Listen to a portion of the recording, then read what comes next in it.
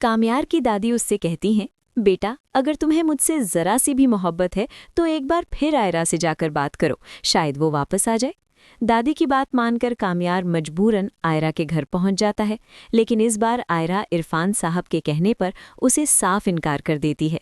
वो कहती है कि अब वो उसके साथ वापस नहीं जाएगी, क्योंकि उसे पता है कि वो सिर्फ अपनी दादी के कहने पर आया है। इरफान साहब भी कामयार को धक्के देकर घर से बाहर निकाल देते हैं। कामयार उदास होकर वहां से चला जाता है। उधर इरफान साहब आयरा से कहते हैं कि अब उसे उस इंसान की शक्ल भी दोबारा देखने की ज़रूरत नहीं है और वो तलाक के पेपर्स तैयार करवा रहे हैं।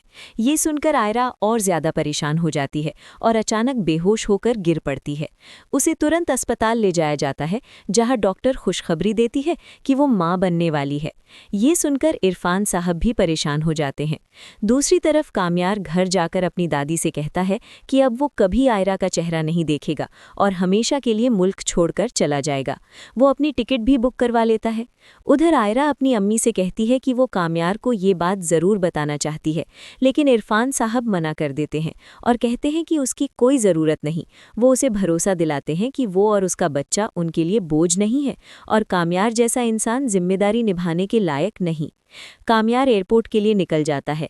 तभी इश्तियाक आयरा को कॉल करके बताता है कि कामयार हमेशा के लिए जा रहा है, अगर वो चाहती है तो अभी भी उसे रोक सकती है।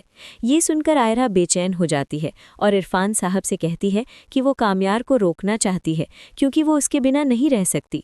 आयरा की हालत देखकर इरफान साहब भी मान जाते हैं और उसे लेकर फ़ौरन एयरपोर्ट पहुंचते हैं। कामयार उदास खड़ा होता है कि तभी उसे आयरा की आवाज़ सुनाई देती है, कामयार प्लीज़ रुक जाओ। कामयार पीछे मुड़कर देखता है तो आयरा को सामने देखकर हैरान रह जाता है।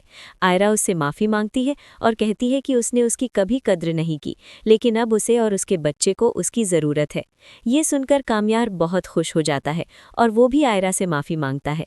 दोनों एक दूसरे को माफ़ कर देते हैं और साथ वापस घर लौट आते हैं। घर वाले भी बहुत खुश होते हैं और जब दादी को ये खबर मिलती है तो उनकी खुशी का ठिकाना नहीं रहता। वो दोनों से वादा लेती हैं कि अब कभी एक दूसरे को छोड़ने की बात नहीं करेंगे। इरफान साहब को भी अपनी गलती का एहसास हो जाता है कि उनकी जिद की वजह से उनकी बेटी का घर टूटने वाला था। आखिरकार दोनों की जिंदगी में खुशियां लौट आती हैं और उनकी एक प्यारी सी बेटी होती है, जिसके साथ कहानी का एक खूबसूरत हैप्पी एंड हो जाता है। अब आप बताइए, आपको ये एंडिंग कैसी लगी? कमेंट में ज़रूर बताइए और वीडियो पसंद आए तो लाइक करें और चैनल को सब्सक्राइब करना मत भूलिए।